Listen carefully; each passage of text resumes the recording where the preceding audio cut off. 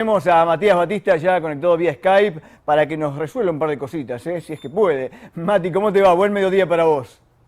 ¿Qué tal, Gustavo? Muy buen mediodía para vos y para toda la audiencia. Gracias, Matías, por darnos estos minutitos.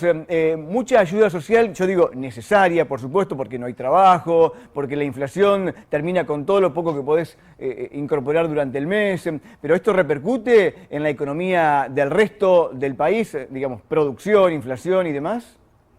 Sí, a ver, lo que está ocurriendo hoy es una tensión social muy grande, producto de qué? De que lo venimos marcando desde hace tiempo, tanto en la radio como en la tele, que el salario viene perdiendo de manera decidida con la inflación. La semana pasada hubo un informe del IARAF, el Instituto Argentino de Estadísticas Fiscales, donde dice que de los últimos 44 meses, 30 meses el salario perdió con la inflación, y para aquellos trabajadores no registrados, 34 veces el salario perdió con la inflación. En consecuencia, en la medida en que el salario siga perdiendo con la inflación, más gente se va a incorporar a la pobreza, más tensión social nos vamos a encontrar. Yo estuve en Buenos Aires, ahí donde vos estás mostrando las imágenes afuera del Ministerio de Desarrollo Social. Yo estuve la semana donde estuvo el paro, fue un caos Buenos Aires esa semana, y obviamente los sectores sociales, que son los más sensibles, los que más mal la están pasando, fueron a reclamar ante el Ministerio una ayuda social, el aumento de lo que tiene que ver con la tarjeta alimentaria, esta tarjeta que creó el gobierno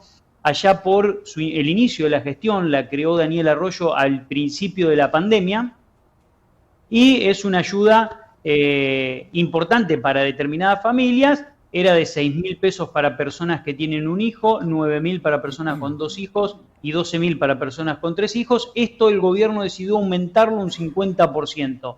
Lo va a llevar los que estaban en 6.000 a 9.000, los que estaban en 9.000 a 12.000 y los que estaban a 13.500, perdón, y los que estaban en 12.000 se van a 18.000 pesos con el nuevo aumento de lo que tiene que ver con la tarjeta alimentaria. Este aumento del 50% le va a significar al Estado desembolsar 27.000 millones de pesos, alrededor de 500 millones de dólares, 240 millones de dólares por mes, son 2.000 millones de dólares en el año aproximadamente, un poquitito más, 2.500 más o menos.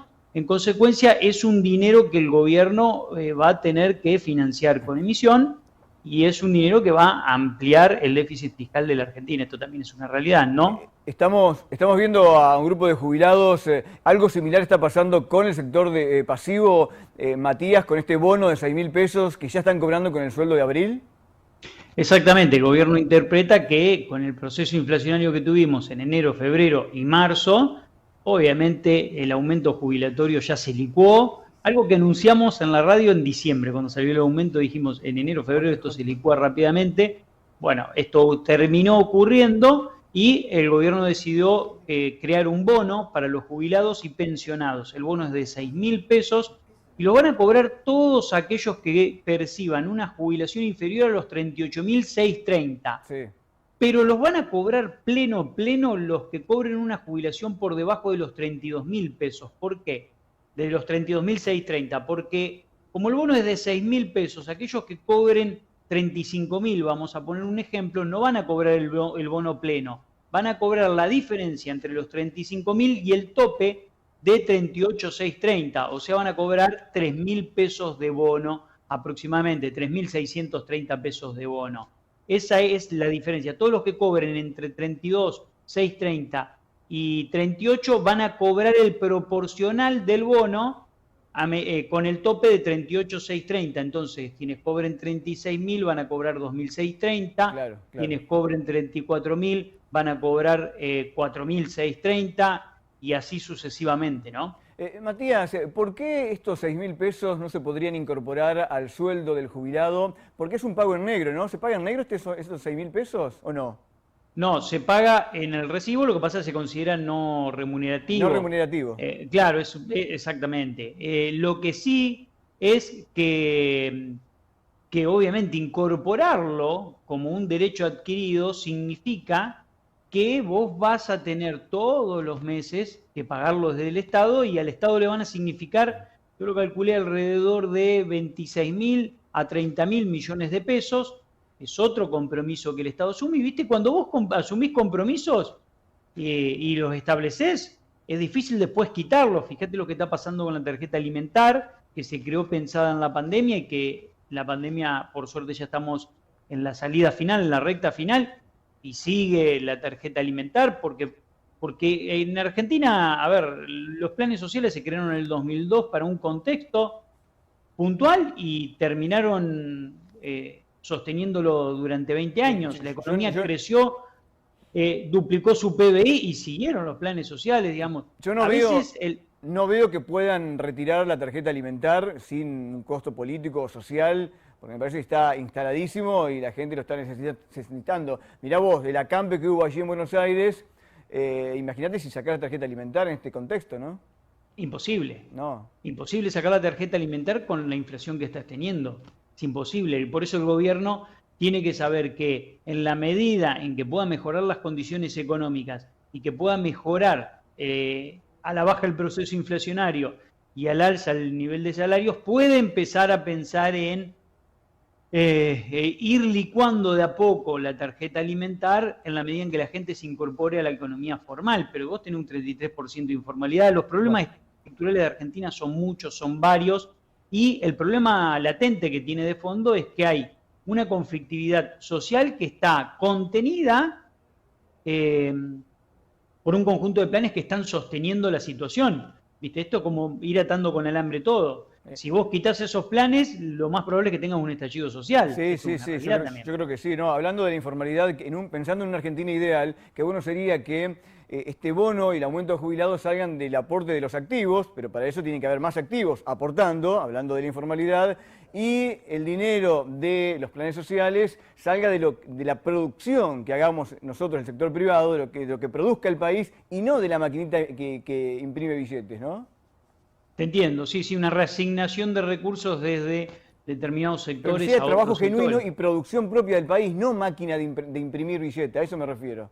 El problema es que cuando vos lo haces con la máquina de imprimir billetes, tenés el mismo problema que estás teniendo hoy. El proceso inflacionario se te acelera, a los 3 meses estás licuando el beneficio que diste, y cuando licuaste el beneficio que diste necesitas aumentar de nuevo, y es cada vez más corto el trecho, cada vez más rápido tenés que hacer el proceso.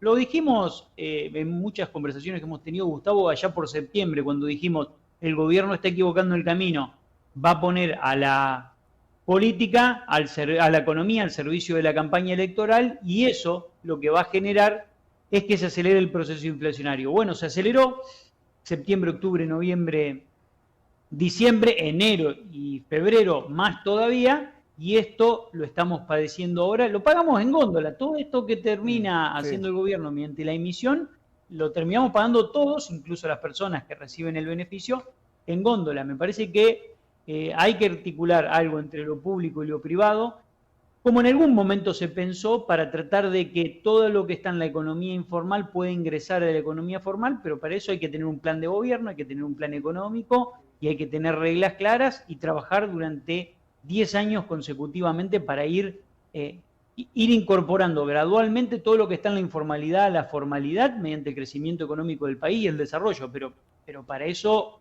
hay que armar las cosas en serio y poner a la economía como eje de trabajo de cara al futuro y no al servicio de la campaña electoral. No, seguramente. Bueno, eso es lo que dice el manual, en la práctica no lo estaríamos viendo, pero tanta informalidad de una o dos generaciones repercute cuando esa gente sea grande, quiera jubilarse y no tenga aportes. También va a sufrir la caja de jubilaciones que no recibió aportes, pero tiene que darlos en algún momento, ¿no?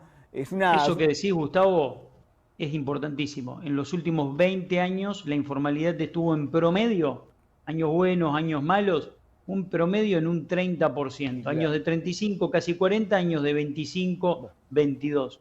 Toda esa gente no tiene aportes y todo eso va a repercutir en las jubilaciones futuras, ¿no? Bueno, Matías, vamos a cortar acá, se me terminó el tiempo, pero te propongo para el próximo contacto ver las posibilidades que tiene un país como Argentina de dolarizar su economía. Hay países que estamos viendo acá, incluso del continente americano, en donde han dolarizado, podemos ir analizando cómo les va a ellos, pero si Argentina es un país que pueda dolarizar, viendo que el peso vale tan poco, casi nada, ¿no? Es una charla para la próxima, ¿te parece?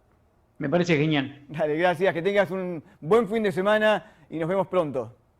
Gran abrazo y buen fin de. Gracias, Matías Batista, entonces, nuestro economista de cabecera, hablando sobre esto, ¿no? Bonos para jubilados, por ejemplo, ayuda social, necesaria, por supuesto, pero ¿de dónde sale el dinero? Y esto repercute directamente en la inflación altísima que seguimos teniendo.